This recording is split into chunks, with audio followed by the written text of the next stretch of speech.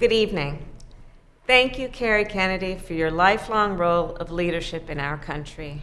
Your father's legacy lives on through you and through your family and through the work of this amazing foundation.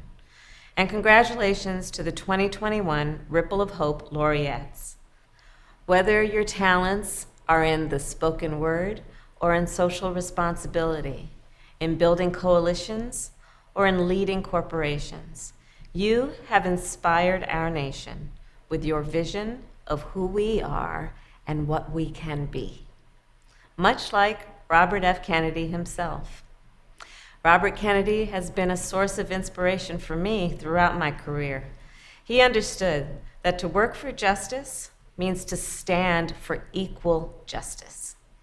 As Attorney General of the United States, he sent federal marshals to protect the Freedom Riders when they were in Alabama. He sent federal marshals to protect James Meredith, who was enrolled at Ole Miss. And he championed the appointment of Thurgood Marshall, who inspired me to become a lawyer and whose portrait I have placed in the office of the Vice President. Robert Kennedy epitomized the power of the prosecutor to fight for justice. And later, he exemplified the capacity of a United States Senator to deliver justice. 56 years ago, when President Lyndon B. Johnson signed the Voting Rights Act into law, Senator Robert Kennedy was by his side.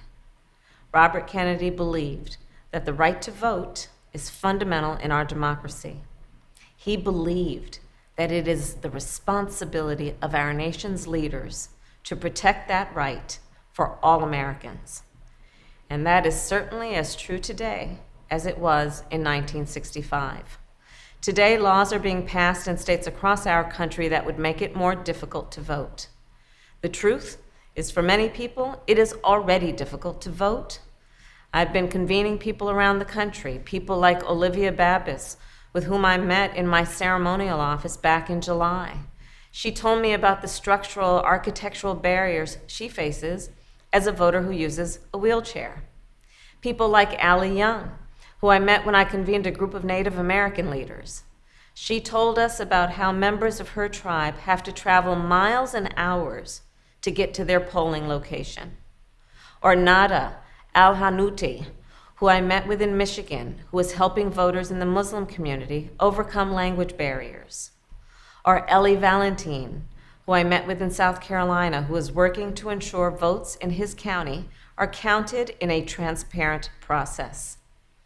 We must all ensure that voters, no matter where they live, no matter who they are, can vote and have their vote counted.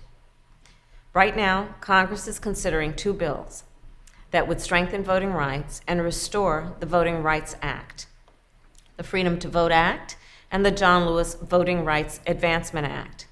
The President and I, in the tradition of great leaders like Robert Kennedy, are determined to get these bills passed. We must always remember, America is not defined by her perfection. America is defined by our commitment to perfecting. Thus, in our nation, the fight for justice will forever be the work ahead. Congratulations again to this year's laureates.